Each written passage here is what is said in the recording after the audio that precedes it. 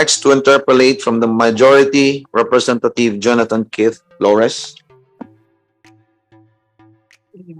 Thank you, Mr. Chair. Gods of Padre Paola was a statement I used to hear when I was in the practice of law.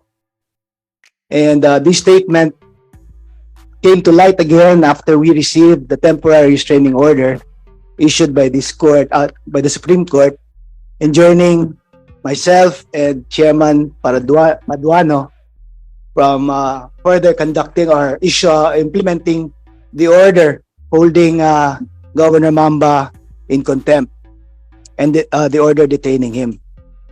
While our branches of government are designed in such a way that each department has exclusive cognizance of matters within its jurisdiction and is supreme within its own sphere.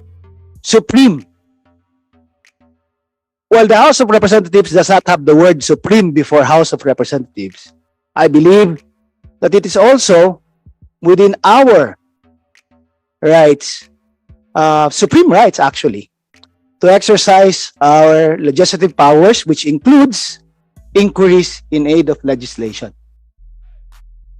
And now here we are faced with a situation wherein the court, even without waiting for our explanation, already enjoined us from enforcing the orders issued by the two committees.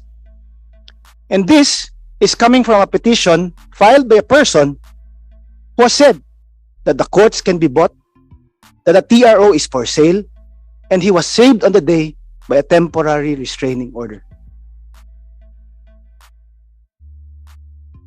Grave abuse of discretion has always been the grounds of the Supreme Court in interfering with the affairs of Congress.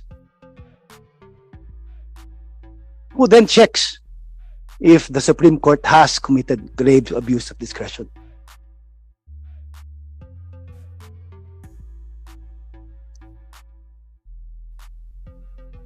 One of the guiding principles that you mentioned earlier was a timely and fair justice. And ever since, it has been an issue that unfilled courts or regional trial courts that have been created have not been filled up.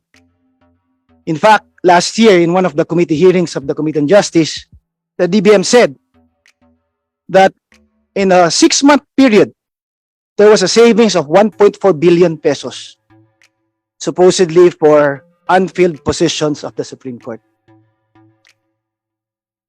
And that was just for a 6-month period. It dwarfed actually the 1.2 billion budget of the Supreme Court for the creation of new, or for the building of new halls of justice last year. So if there was this savings and it was used supposedly for other projects and the programs of the Supreme Court, how then could we say that we are for timely and fair justice when we failed to fill up these positions and the money intended for the judges and justices or the vacant positions have been used for other purposes of the Supreme Court? Now, I take this as an example because when Justice Marquez was still the court administrator, I brought up the issue of unfilled courts, the very courts that I was mentioning from my district. And now he's a justice and he still gave me the same reason is still being given, that they will endeavor to fill up these positions. Now, if we are really for timely and fair justice, shouldn't we endeavor better to fill up these unfilled positions? Your Honor, we completely agree that there is really a need to fill the vacant positions in the judiciary, and that's the reason why, Your Honor, that as of the moment, a total of more or less 100 plus. I'm sorry, I cannot just come up with the figure. I mentioned that earlier. It's about 249 that we are processing right now for regions 9 to 12, Your Honor. There are shortlists already for vacancies in regions 4, 5, 6, and 7 and 8, Your Honor. That's a total of about 249.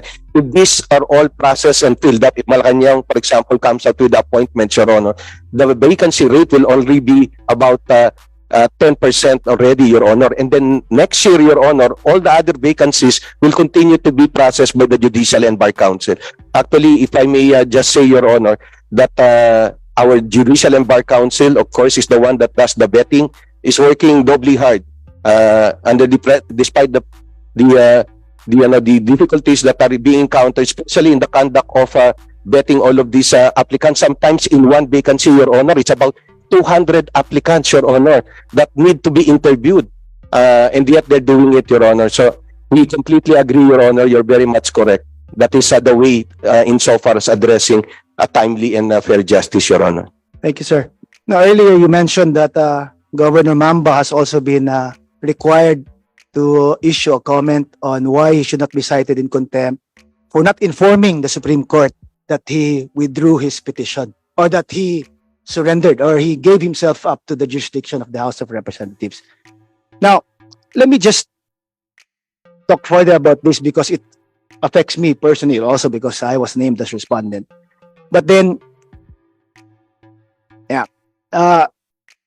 you're now asking him or threatening him to be cited in contempt for just failing to inform you that he was already at the House of Representatives.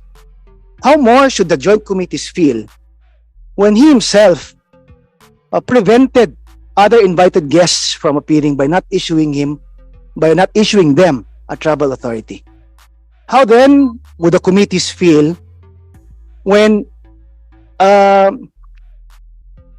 he continuously attacks us on the radio or in social media, says things that are maligning the integrity not only of the members of the committee but of all the members of Congress? And these are the things that I wanted to bring up, because if there is to be mutual or respect given to a co-equal branch of government, shouldn't there be at least a minimum showing of grave abuse of discretion before you stop a co-equal branch of government? Shouldn't there be at least some form of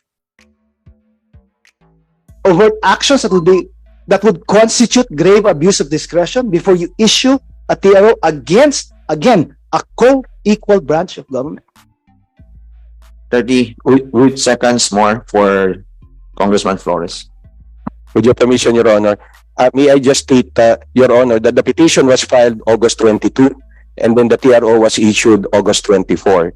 So, Your Honor, that's one thing that also had to be looked into, Your Honor. There was an opportunity on the part of the petitioner, perhaps, to inform the court prior to any action that may have been taken provisionally, Your Honor. And that's what the court would like to look into, Your Honor.